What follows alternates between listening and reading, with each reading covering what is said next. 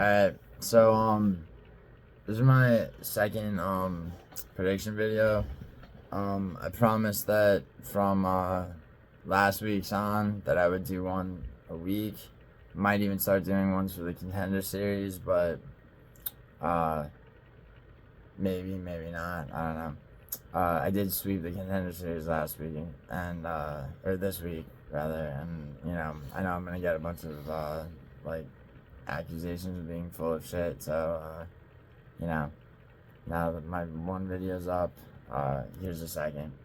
Once again, this is my anonymous friend, and UFC Fight Night, Taira versus fucking Royval.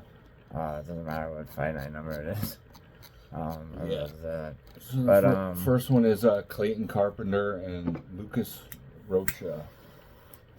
So who do you got in this one? So I'm gonna take Clayton Carpenter. I feel like that's, on its face it's obvious, but Lucas Rocha had a very impressive Contender Series fight.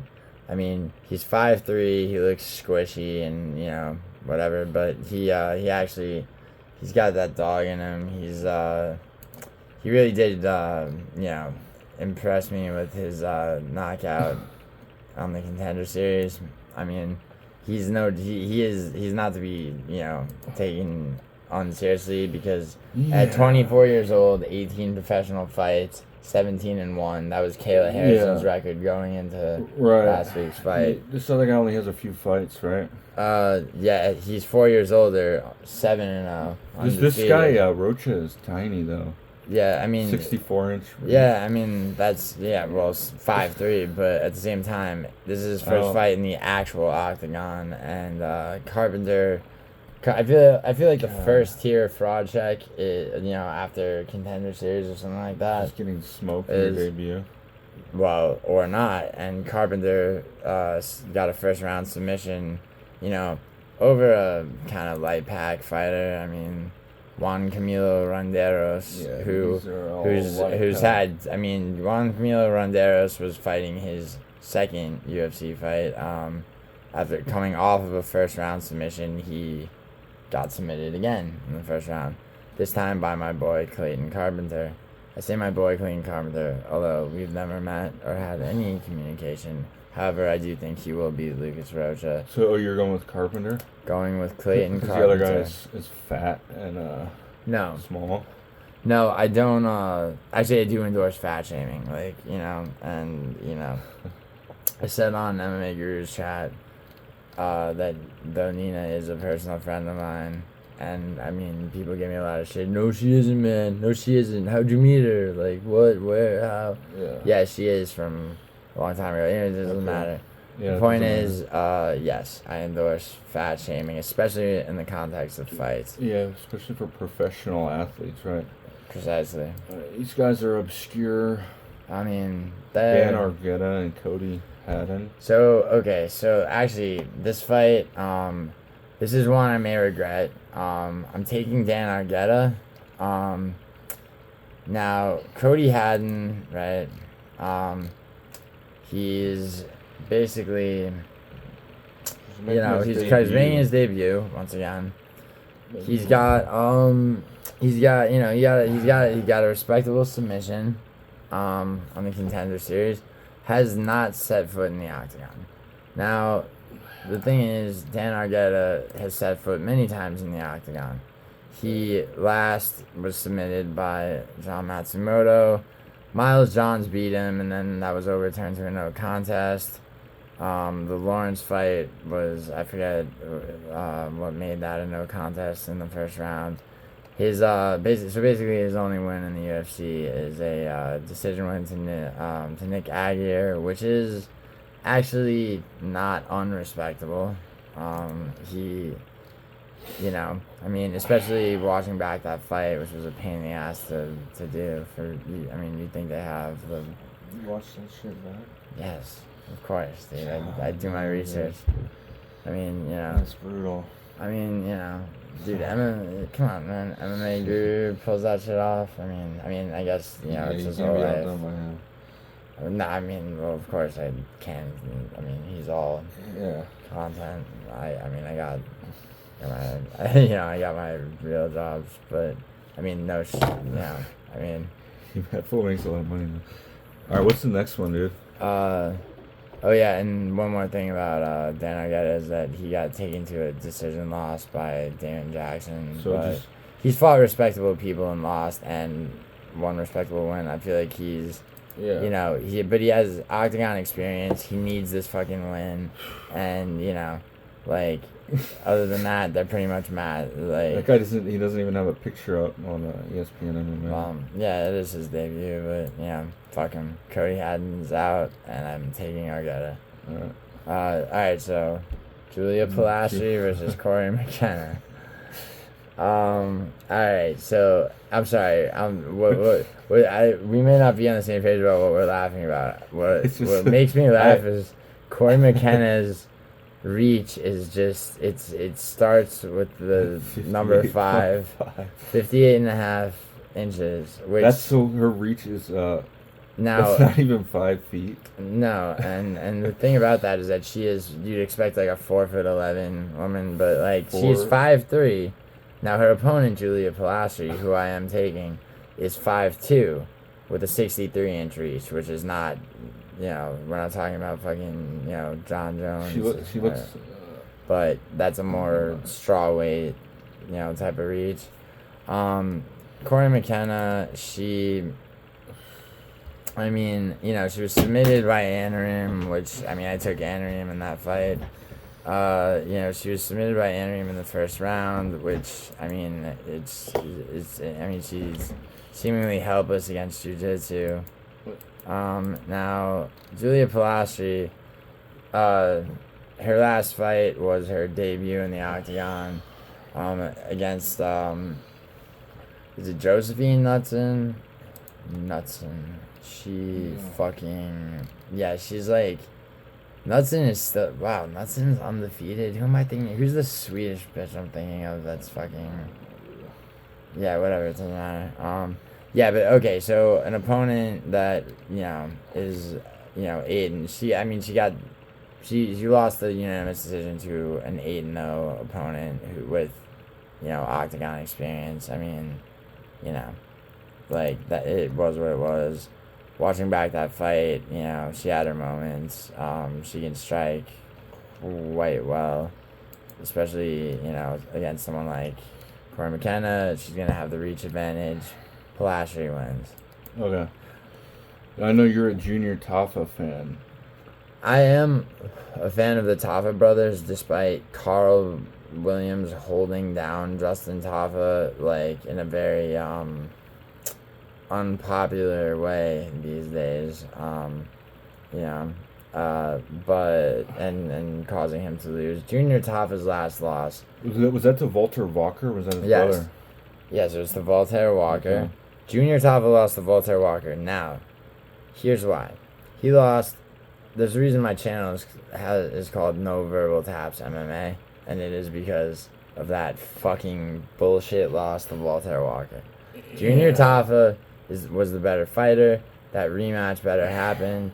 Junior Tafa is arguably a better fighter than his older brother, given that he is 3 inches taller, much lighter. They're both heavyweights. He lost to De Lima just because he had one day to replace his brother, and Lima picked him apart with leg kicks.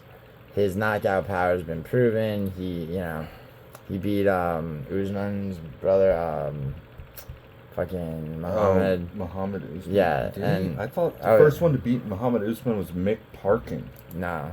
Yeah. Junior Tafa. Fuck me. He took a loss to him. Yeah, Mick He knocked out Parker Porter. And he was in Rizin too, and Rizin's a promotion. Rizin is a good promotion. Yeah. He does have the knockout on Parker Porter. The submission of Parker Porter is just pretty low. Also, UFC. you know what? Actually, that fucking Usman fight though. He outstruck. Dude, this is Yeah, you're right. Damn. Ow, unprofessional. Where? No, it's important. I want to. There it is. Need to know. Here we go. Yeah, 29-28.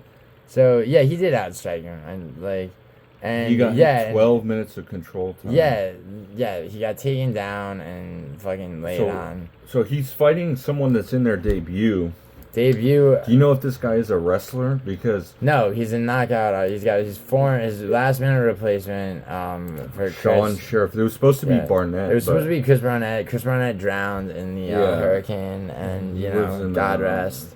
Tampa area or something. Yeah, like that. Tampa area. He fucking, he was trying to get his belongings, and his weight caused the floorboards to break. This is fucking. You're looking at Sharaf. Yeah, so Sean Sharaf, who's American. Yeah. And he's 4-0, all first round knockouts, but these promotions are basically regional, really obscure. Very obscure regional. I mean. LXF is like, LXF 19 was last month. So, I mean. Oh, so he just had a. So, the 19th. Well, Tafa has hands. Like, he can fucking. Tafa can knock. He has knockout he power. Definitely can. I mean, and box for like a big dude. But it reminds me. So he'll it reminds win. me of Stuart Nickel versus Jesus Aguilar, the first card fight on the Izzy Duplessis card, right? Dude's coming in hot, 8-0, all regional promotions. Jesus Aguilar has 2 wins and 1 loss in the octagon. Yeah, Tafa has more experience against better people. Yeah, first round. So he'll probably win. Probably by first round knockout. Is this one of your locks? Well, yes, okay. it is. But I will locks for round robin. You're gonna make that on a separate one? I will. Yeah, that video will be shorter, and I will make it after this prediction video. Right, so who do you got? Themba Gorimbo or Niko Price? So, Themba Gorimbo, I felt could have and should have gotten a finish in his last fight. However, he did look good. He had very,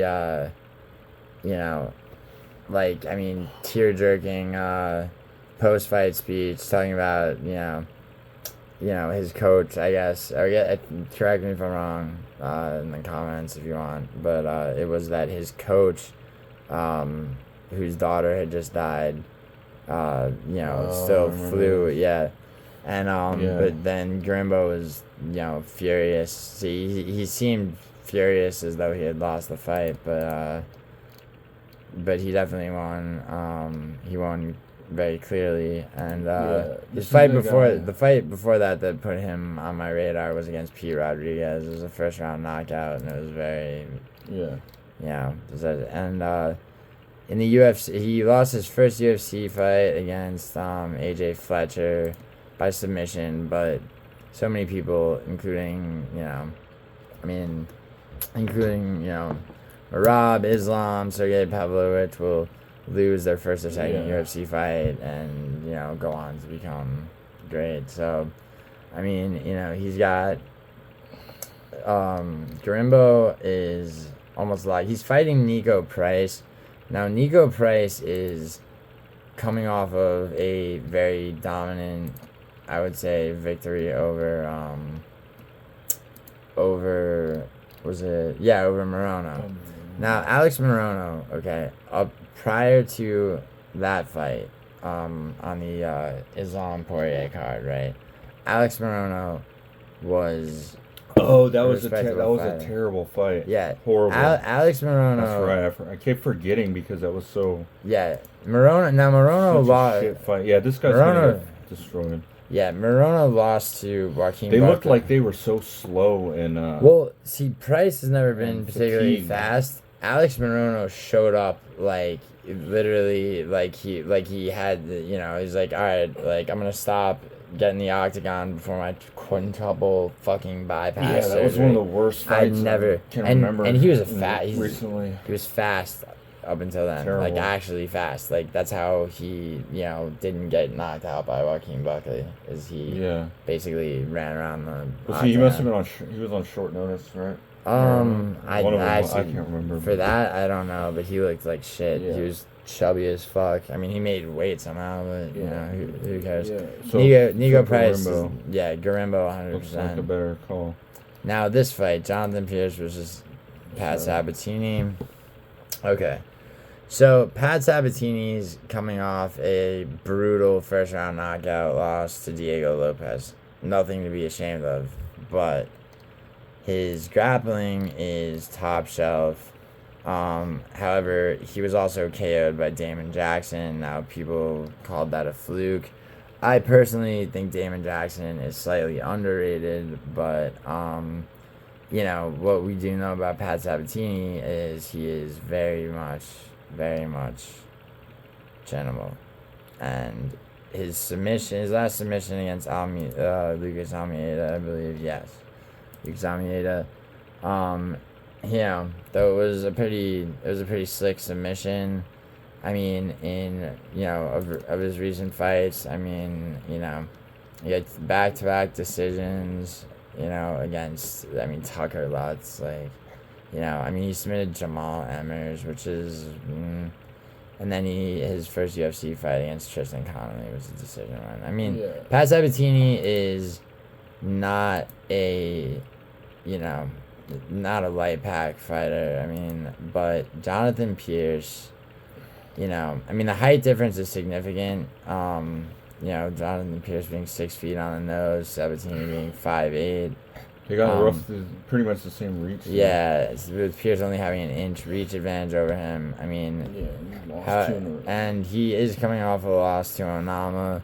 Although, I mean, you know, and a submission loss to Joe Anderson Brito, which, I mean, Brito's good. That fucking robbery on the Moicano Sanani card was I mean, you know, where's your boy the Weasel talking about that shit? Or even MMA Guru. Like, you know, fuck the French for, you know, just handing, you know, just close enough. Yeah. It's like, what, you know, but at least, you know, Moicano got one back. And, did he get one back? But so prior to that, though, Jonathan Pearce was a pretty, you know, knockouts and almost knockouts is what I would call his. I mean, his decision win over Darren Elkins was. I mean, it was. I mean, the dude, like, if you had the same ref in there as you had for Cannonier Mavov, that would have been a TKO. Beat Christian Rodriguez, submitted Omar Morales. He's been in the UFC a while. He has been knocked out himself, but, you know, that was in 2019, and he, honestly, he's been, you know, he had a 5-fight win streak until he came up against Brito. David Onama, no joke, and, you know, as a fighter, but, 29-28, you know, like... No, Namo was overweight for that. Did he miss weight? Yeah. Yeah. Oh, yeah, no, he was. That's true. He was grossly overweight for that fight. Like, he missed weight by a lot. I don't remember how much, but... Someone on that card... Yeah, someone on that card was... Yeah, so you know what, and, you know... You're still going with... I'm going with Dunn. No, I'm not going with Sabatini. Really? No. I'm not going with Sabatini. Okay. I mean, it's like the likely, you know, the smart pick, I guess, would be Sabatini, given that he's 5'8", he takes the back, his jiu-jitsu, right? But I don't, you know what, I see Pearce being able to stave him off, to land strikes. I mean, you know, you know, and so, yeah. All right, so that's a close one. I might regret that, but going with Pearce. This next one I will not regret, which is CJ Vergara and versus Ramazan Temirov. It's hard. I bet you the Uzbekistani guy will probably win. Absolutely. Those guys are good. Those guys are good. Those guys are good. Now, with the exception of you know, Ruzaboev making the stupid decision to cut down to 170 at 6'5". Uzbekistan. The guy that fought Umar on his debut was from Uzbekistan. Yeah, he was. And he was pretty good. He, I mean, against Umar, he sure as fuck was. I mean, yeah, Umar doesn't fuck around. But Central Asian guys are I mean, Uzbekistan's got its own, I mean, specific, little fight. They got their own, like, version of the fighting nerds emerging slowly. But, Temirov just, I mean, CJ Vergara is just such trash. I'm sorry, like, sorry to the Vergara family and, CJ. Like, luckily, they probably won't watch this. Yeah, I mean, maybe they will. I mean, apparently, according to the demographics, big in, I was going to say big in Brazil, but Vergara's American. I mean, not by heritage. Well, yeah, he's probably going to fucking lose, so. I mean, he will. Now, the Salvador fight, the Salvador fight's probably, I mean, aside from the Daniel Lacerda knockout, which, I don't know, man. It's like he caught him in the, I mean, Lacerda, if I check the scorecards, I bet Lacerda won the first round, but he was submitted by Tatsuro Taira, which, I feel Royval will suffer the same fate, but that get to that in a second. Ruined the, No, I have a lot more to say about that. But let's cap this one with the fact that so we're picking the Uzbekistani guy. Yes, I'm picking Temirov to beat CJ Vergara. For sure. He's 6 years younger. He's got 19 professional fights to Vergara's 18 at 33, but 17-2, 12-5. I'm not giving a fuck about the fight record, although it does matter based on their specific fights. Temirov, is he debuting in the UFC? Yes, he is. Yeah. He is. But debuting. he was in Rizin, so he's already been fighting competition. Yeah, somebody Rizin is not like, that's not the same as being in like LFA or. Well, LFA, dude. I mean, LFA is good, but it's not as good as Rizin. Mm-mm. It is not. The thing about the guys that come from Rizin, like Yuri Prohaska, yes. Rizin, I would say, is the best feeder promotion for the UFC. Feeder promotion. It's not really like a feeder. It's like its own. Well, I mean, you see enough guys coming in from Rizin. I mean, they're coming in and getting like fast track to a title shot and stuff like that. I mean, I think yes. Whereas it's not like coming in from like LFA or Well, LFA actually. Rizin is more like being from one. If you're something from like that. I mean, one yeah. FC now the first, I believe the first fighter to come from one to UFC is about to debut. No, Ben Askren came from one. He did. But Ben Askren was Ben Askren was bottom shelf at one. Maybe not. I mean, who knows? He was obviously good because they traded him for for Demetrious Johnson. Yeah, Demetrious Johnson got fucked. He had a lot of hype on him. Demetrious Johnson got fucked. But anyway, like that to be known. I mean, MMA Guru already made that video, but that's something that's always been known. I mean, by everyone except for Dana White. He's getting his props from the fans now, though. Demetrious Johnson. I mean, he also. I mean, he originated the flyweight division and then has the most title defenses, I believe, of any UFC champion, not just flyweight champion ever. And yet, they traded him for Ben Askren, who is on the business end of the fastest knockout in the history of the UFC. So, for sure, Masvidal was an animal in his day. Anyway, so I'm taking Temirov to beat CJ Vergara, and what do we got next? Oh, Abdul, Razak, Alhassan, or Josh Fremd? Okay. Who you got in this one? So, though Abdul Razak Alhassan did definitely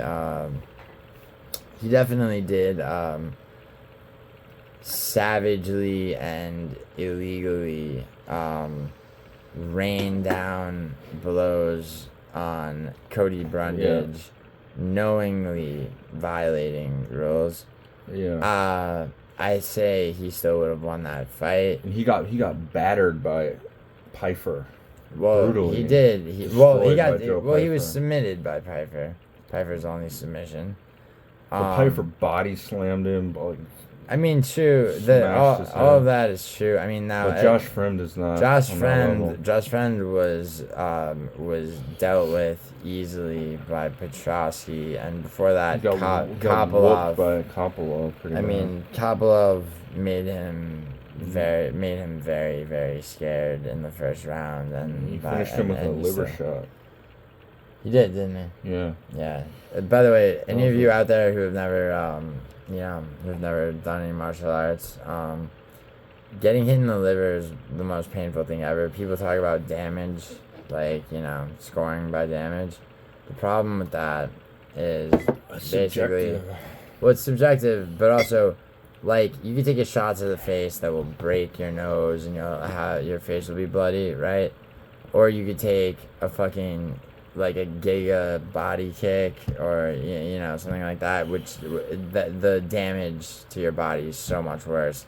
Leg kicks, like, it's like damage based on what? Are we talking about, like, face value damage? Or are we talking about actual damage to the actual fighter? Like, that's why damage-based scoring is some bullshit.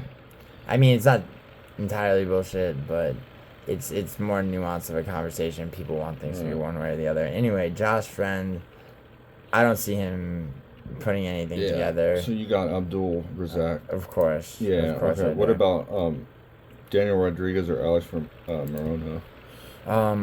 So earlier we talked about how Morono looked like such shit, such like he needed an oxygen tube just to like sit and watch TV. Against Niko Price. Against Niko Price, who himself is nothing special. Rodriguez looked pretty good against Gastelum. He looked good against Gastelum, who missed. He lost. Gastelum missed weight. It was.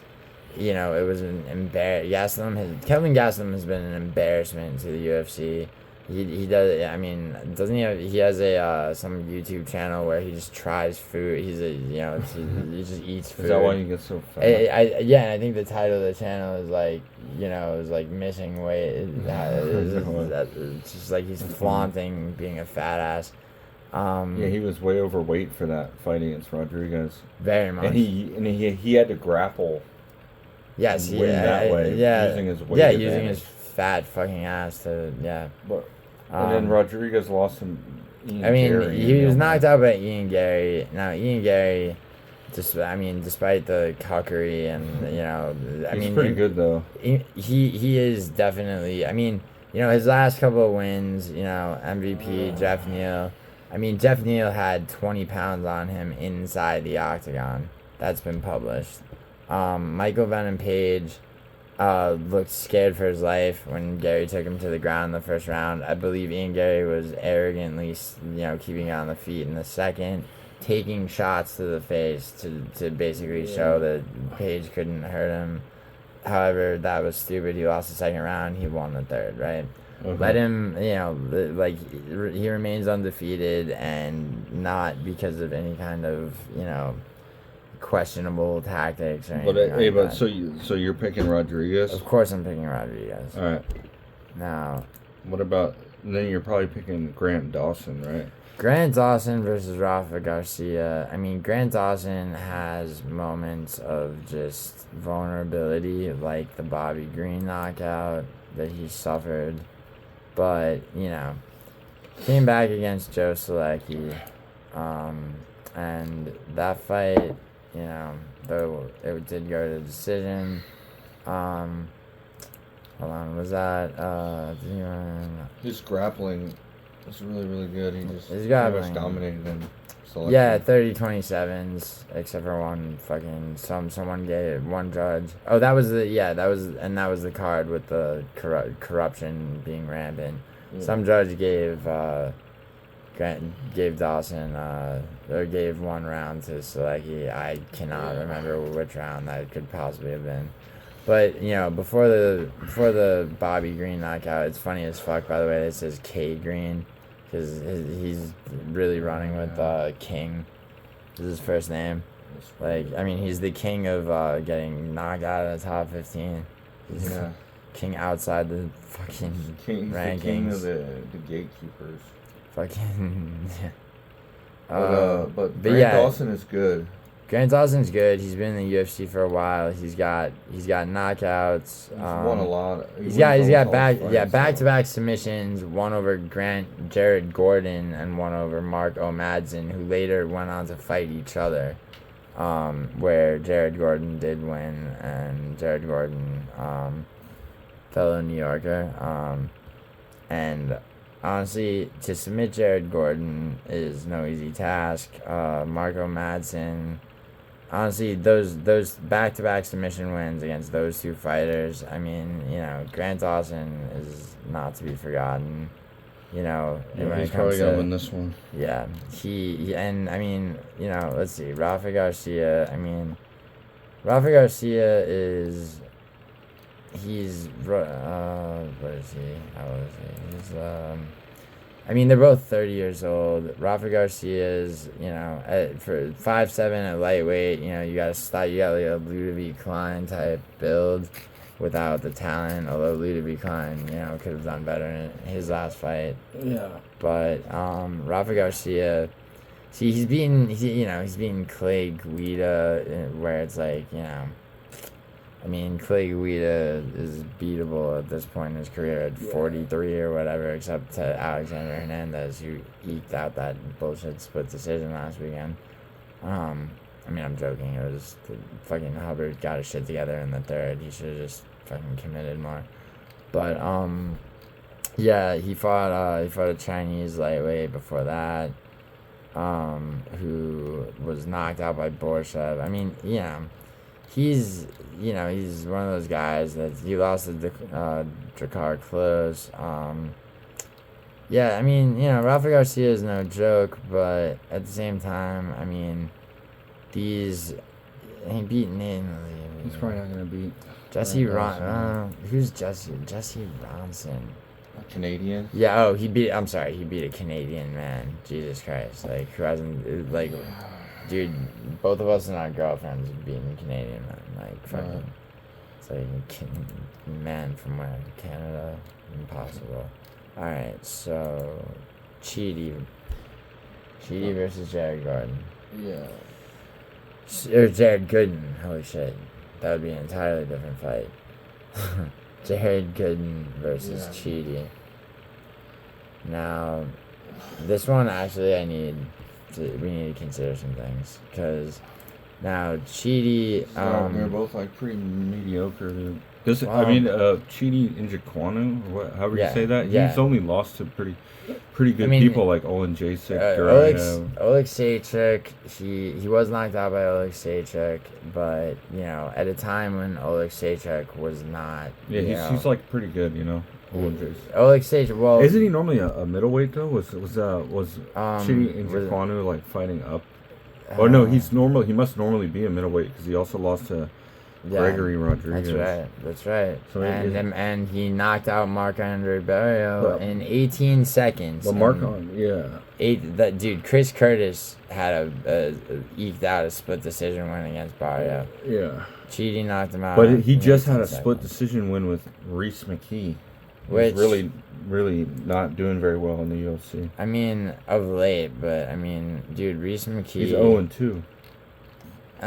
In the last 5, but I don't think he's okay. So here's the thing, right?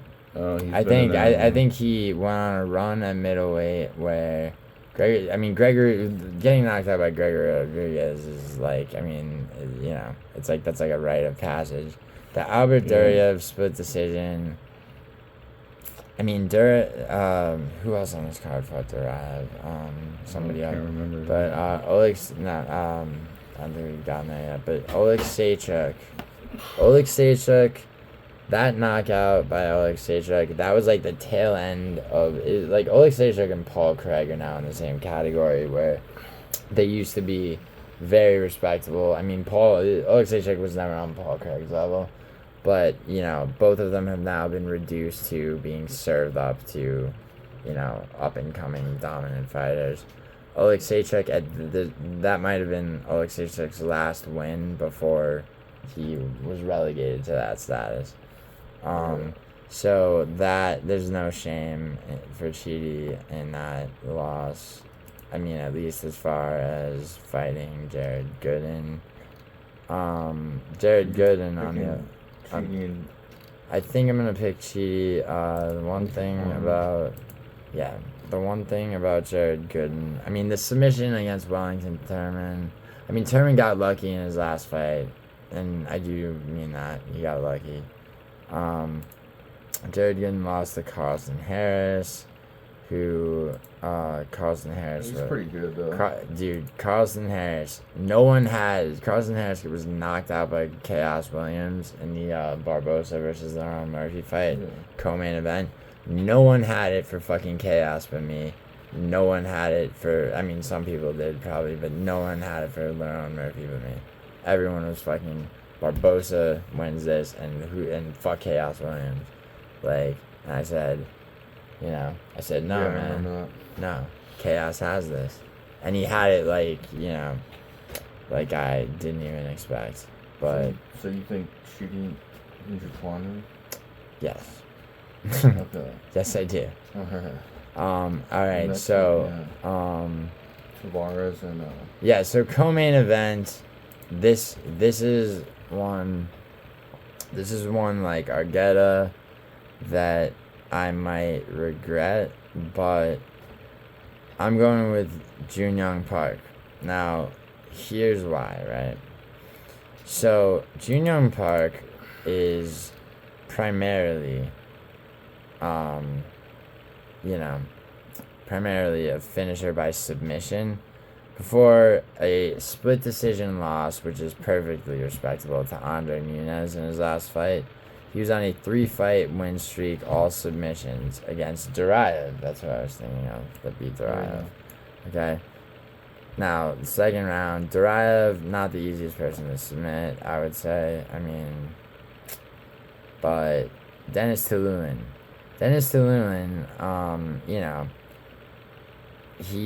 first round submission. Dennis Tulin's, not the greatest, but Joseph Holmes,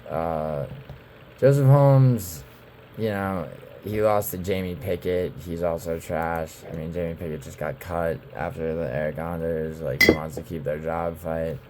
But, I mean, the point being that, Eric Anders also, took a loss to Park. And, and, I mean, yes, he's beat another one to have beaten Marc-Andre Barrio. Park's lost to only the best. I mean, Anthony Hernandez submitted him. Gregory Rodriguez knocked him out. Andre Muniz, took him to a split decision loss, but, I mean, that fight was very close. I mean, I'm not going to call it a robbery, but it was very, very close. When he's had to fight anyone of a lower tier, first or second round submissions. Now, Brad Tavares, is he of a lower tier? Not necessarily. Now, people make a lot out of the fact that Brad Tavares, took Dricus du Plessis to a decision. Now, I rewatched that fight, and in doing so, what I realized was, Dricus was pummeling him with shots and then shooting takedowns. And one thing about Tavares is his takedown defense, right? Had that fight continued, had it been a 5-round fight, it would have looked like Pereira versus Roundtree. Fortunately, it wasn't, and this is pre-sinus surgery Dricus, by the way, not the same gas tank. So he, survived, right? His next fight, first round knockout to Bruno Silva, middleweight Bruno Silva, not flyweight Bruno Silva. That's important because one is ranked and one isn't, and the middleweight Bruno Silva ain't the ranked one. So, unranked Bruno Silva KOs Tavares in the first round. Next fight, Chris Weidman, back from leg surgery. Brad Tavares, kicks his surgically, enhanced, or no, not enhanced, his vulnerable leg.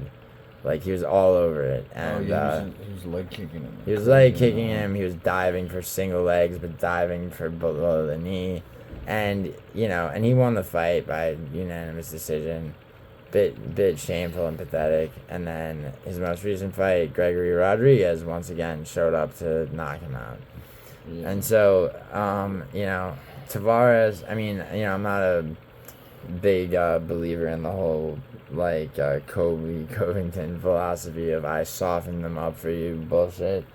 But if that's ever been true, Dreykus definitely softened Tavares up for the rest of his career.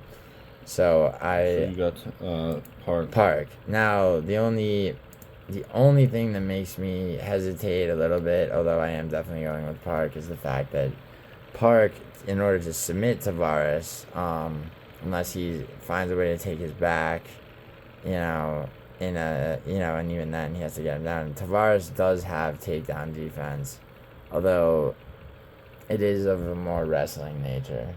I don't know if Park is that, if Tavares has ever come up against real jiu-jitsu. And I think that Junior Park moves from middleweight. He like sort of snakes his way into submissions very well. I think that, I do think he probably will, on submission attempts. Yeah, I don't see Tavares knocking him out, which he would have to do to win. He might, unless Park is stupid enough to keep it on the feet. I just don't see I don't see a win for Tavares. Yeah. It's just okay. All right. So main event. How do I say this? Tatsuro Taira, right? Sometimes people are as good as people think, or as good as they say they are, right? For example, Khamzat Chimaev, it does remain to be seen. I believe it. I believe he will be Whittaker, right? Regardless, Tatsuro Taira versus Brandon Royval. Tatsuro Taira has shown nothing but dominance. People. Well, he wasn't that dominant in his last fight. Well, Alex Perez, I believe, knocked out by Steve Erceg, came back against Nicolau, knocked out Nicolau, right? Trying to fight as much as possible. Wasn't Perez on a huge losing streak? Well, he had lost to, he got knocked, he got Steve Erceg got the title shot based on that second round, left hook knockout. But then Perez came back. He lost to Figueiredo and Pantoja. Yeah. And Mikhail. Yeah. So, he lost for sure. People, so he came back. He did come back in a main event against Nicolau. Yeah. And, Perez is good. Perez is good enough. The way that Tatsuro Taira knocked him out, okay. So Taira had his back with Perez standing, okay? So to call this a fluke is, a little bit fucking ridiculous, in my opinion. Because, and then weaved his leg into the inside of Perez's left leg, causing Perez to fall with Taira on his back, okay? What happened was, the way that he fell, he smashed both his head and his hip into the floor of the octagon, okay? Now, the broken leg, as a result of that, though it is, a nice asterisk on that fight, is irrelevant, in my opinion, given the fact that the Taira took his back to begin with, is that what? Yes, and also the fact that how he fell, head also hitting the ground, that was a knockout, look at this, look at this article. Taira wins after quote-unquote special takedown, injures Perez. Now, wasn't it a knee injury, though, to Perez? However he was injured, it was because of the way that his leg was tied up. it was a pretty cool Yeah, Taira knows what to. Taira doesn't stay. When you taking someone's back, you'd expect him to stay in that position, hoping to wear him out. He's not. He's impatient. Taira's impatient, which is great because, if he's on somebody's back and like things aren't happening for him, he's gonna do something else. And you know, you could argue that he's gonna try to do. You know, he might have. Let's say he has Royval's back and does the same thing. You could argue that Royval's a higher caliber fighter, and Taira trying to do something else gets him fucking not against Royval. Yo, Royval really, well, he has really good cardio. I mean, you know, but true, but I mean, he has good enough cardio. I think that. Yeah, I mean, he does. Yes, his cardio is impressive, but striking is better than his grappling, right? Definitely, and the fact that Taira's cardio is, I mean, you know, it's not like Taira's cardio is. Yeah, I mean, you know, and I honestly do think Taira finishes him. He's never been in a 5-round fight, but like, I mean, you know, I did watch my boy MMA Guru's. I say my boy because he encouraged me to make this channel and also commented on my first video. So, you know, for those of you out there who accuse me of trying to buy friends, you know, it works. You should give it a shot if you can afford it. No, I'm joking. He just happens to be the YouTuber that I own, the only YouTuber I enjoy because his content makes me laugh, and I think he's good for the sport. You don't like Lucas Tracy? All I know about Lucas Tracy is that he picked fucking Gaziev to beat Rosenstrike, which he's pretty funny too. Is he really? Yeah. He looks like a pretty boy who doesn't know shit about MMA to me. No, he does. I mean, and the Weasel, dude. Yeah. But anyway, hey, let's not. Yeah, I swore I wouldn't beef with other MMA fighters, and that's just for surface level opinions. They're all good channels. Yeah, they're all good channels. None of them are bad. They're equally good. Fight Fairy. She's I actually don't mind Fight Fairy. I saw like one of her prediction videos. But anyway, so Taira is 16-0 versus a 16-7 Royval. In the UFC, Taira's had only 2 fights go to decision, 2 submissions, including against CJ Vergara, who I've also predicted to lose on this card. Jesus Aguilar, who I think is a beast, had to unfortunately debut in the octagon against Taira and was submitted in the first round. Edgar Shearez took him to a decision. Who the fuck cares? Alright, like people, oh my god, he couldn't finish Edgar Shearez. He went on to finish Carlos Hernandez and Alex Perez, both in the second round, both by knockout. He'll knock Royval out or submit him, like probably before the championship rounds, meaning for those casuals out there, 3rd round or before. I mean, I just like, you know, I've tried very hard to see Royval's path to victory, you know, like, but Royval's not the fraud checking type. I mean, I just don't see it. Like, I mean, I really do my research, and I try to consider all possibilities. I mean, it's just, I mean, alright, so, you know, I mean, he knocked out Mateus Nicolau, right? Royval did. Now, so did Alex Perez. Yeah. Now, I know MMA math doesn't work, but Alex Perez knocked out Nicolau. Tatsuro Taira knocked out Perez. What do you think Taira would do to Nicolau? Matt Schnell, who's a joke that should not be in the division anymore, you know, was submitted by Royval. He does have a submission over Kakar France, but that's going back 4 years. I mean, Kakar France, you know, I mean, who saw him beating Steve Erceg the way he did? He's improved vastly since then. Yeah. I mean, yeah, I don't see it happening. He submitted Tim Elliott, yeah. Knocked out by Morono, submitted by Pantoja, came back against Pantoja for that rematch, and lost by decision. Pantoja is slightly underrated, I feel, but not terrible. And, you know, Pantoja, the champion. He's a champion. I know, and so what I'm saying is, Tatsuro Taira, yeah, but I mean, against Steve, dude, look what Kai Kara France did to Steve Erceg, and you know how close a fight it was for Pantoja. Right. So I say Tatsuro Taira runs through Royval, fights for the belt, becomes the champion, And like Sharaf caught at welterweight, holds the belt for quite some time. He's that good, huh? I do. I actually do. Okay. So, those are my picks. Let's just go back over them so that there's no confusion. So, Clayton Carpenter beats Lucas Rocha. God. Oh yeah, still haven't had time to get a haircut. Dan Argueta beats Cody Haddon.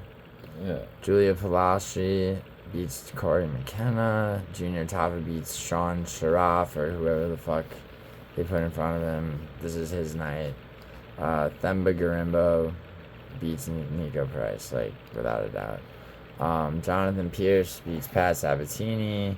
May or may not regret that, as well as Argueta. But Pearce beats Sabatini. Temirov definitely beats CJ Vergara. Abdul Razak Alhassan beats Josh Fremd. I don't know why the fuck I felt the need to say his full name. It's just, I don't know. Something about, like, names like that. Daniel Rodriguez beats Alex Morono.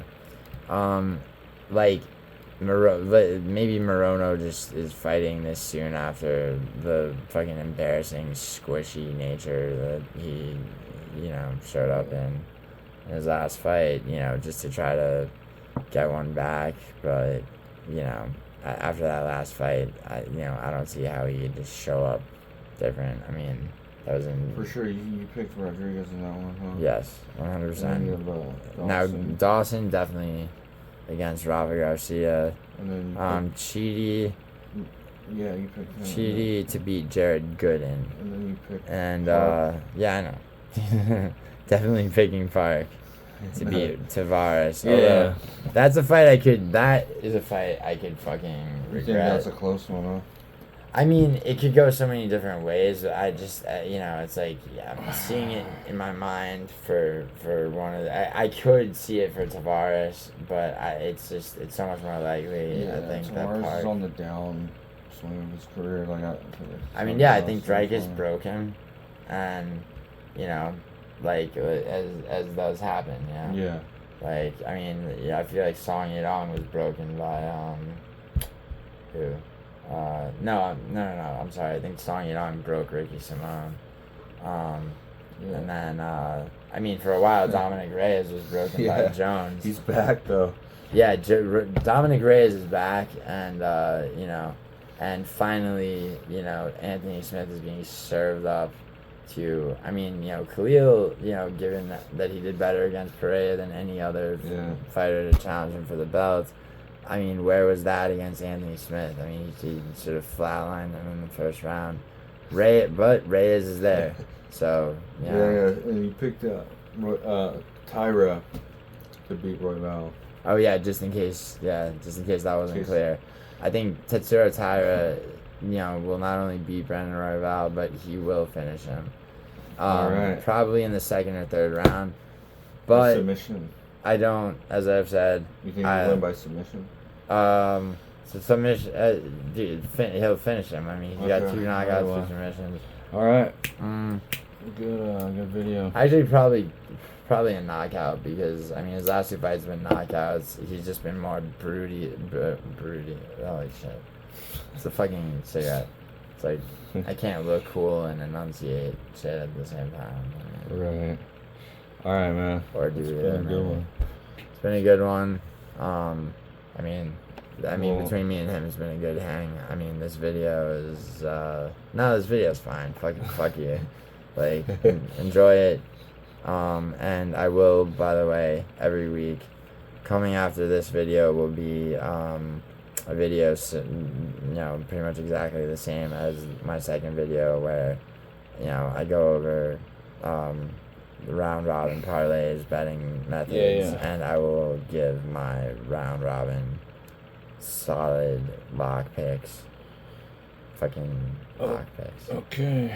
Solid picks for this card so that potentially, hopefully, people will listen and at the very least break even plus scraps. Yeah. At best, make some decent money. And that's for those of you who do not listen to me when I say that I don't encourage gambling.